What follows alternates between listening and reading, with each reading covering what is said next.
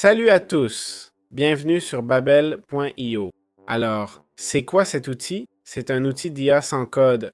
Que veut dire sans code? Ça veut dire que l'utilisateur n'utilise pas de code pour créer les outils qu'on nous propose. OK? Babel.io nous permet de créer des outils web en langage naturel via des prompts sans connaître le code. Compris? Donc ça marche bien ou pas? Il n'y a qu'une façon de le savoir. Ils promettent un bon design, de bonnes données, une bonne logique, etc.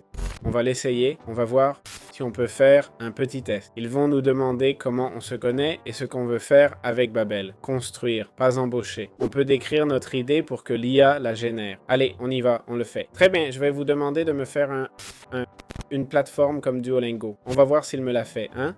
Commencer par les bases. Je ne sais pas s'ils vont me laisser créer une appli. J'ignore pourquoi ils m'ont ignoré. Nommer l'appli test Azure. Ils vont pas me laisser faire un test basique ou peut-être que si. Attention. Bon, j'ai regardé et en effet, on a besoin, malheureusement, on a besoin d'un essai gratuit pour l'utiliser. Et si je l'active, il demande mes données. Bien sûr, c'est nul. J'aurais aimé un test, hein? Un petit test gratuit. Si on entre dans le projet, OK. Bon, ils nous montrent un peu là, on voit un peu l'édition. D'accord?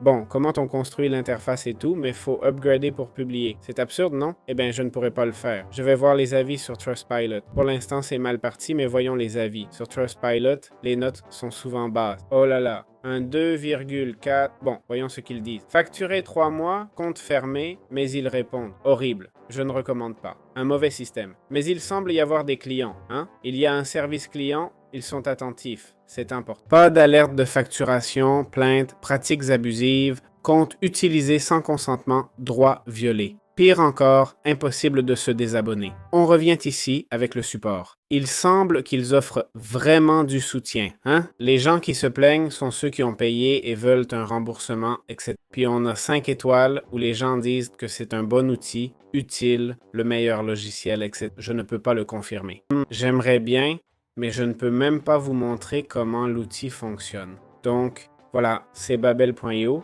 ce sont les avis. Il semble avoir de bonnes critiques, quelques plaintes, mais un bon support, donc pas de souci. J'espère que ça vous a plu.